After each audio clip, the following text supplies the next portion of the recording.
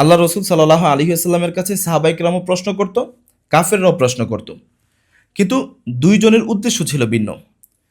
কাফেররা আল্লাহ রসুল সাল্লাহ আলাইহি আসাল্লামের কাছে প্রশ্ন করত রাসূল সাল্লাহ আলাইহি আসাল্লামকে বেজ্জতি করার জন্য, আটকানোর জন্য, তাদের জাহালতকে কায়েম এবং দায়েম রাখার জন্য অহেতুক অমূলক প্রশ্ন করত।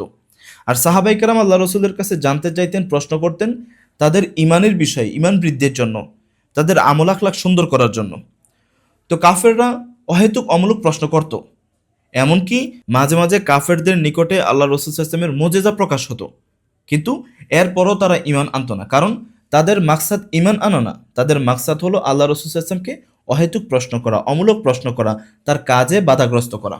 যেমন এক মোজেজার ঘটনা আছে যে আল্লাহ রসুল ইসলাম দাঁড়িয়ে আছেন, তো এক কাফের আসলেন, আইসা বলতেছে যে মুহাম্মদ সাল্লাহ আলাইসলাম, তোমার উপরে আমরা ইমান আনবো, আমাদেরকে এমন কিছু দেখাও, এমন কিছু মোজেজা দেখাও যে মোজেজা দেখে আমরা ইমান আনতে বাধ্য হব। তখন আল্লাহ রসুল ইসলাম হাতে কঙ্কর নিলেন বা পাথর নিলেন, বিসমিল্লাহ বললেন, পাথর আল্লাহর অনুগ্রহে সুবহান আল্লাহ আলহামদুলিল্লাহ তাসবিহ পড়া শুরু করলো। তো আল্লাহ রসুল ইসলাম সেই মোজেজাওয়ালা পাথর শুধুমাত্র নিজের হাতে রাখলেন না, অন্য একজন সাহাবীর হাতে দিলেন। পাথরগুলো ওই সাহাবীর হাতে গিয়েও তাসবিহ পাঠ করা শুরু করলো। একটা পর্যায়ে যখন কাফেরদের হাতে এটা দেওয়া হলো, তখন পাথর তাসবিহ পড়া বন্ধ করে দিল। তো এটা ছিল আল্লাহ রসুল ইসলামের জলজন্ত এক মোজেজা। কিন্তু কাফেররা কি করলো, এখান থেকে ইমান তো আনলোই না, বরং বলল যে মুহাম্মদ এত বড় জাদুকর সাল্লাল্লাহু আলাইহি ইসলাম যে সে তার জাদুতে পাথর কথা বলে, তার জাদুতে পাথর কথা বলে।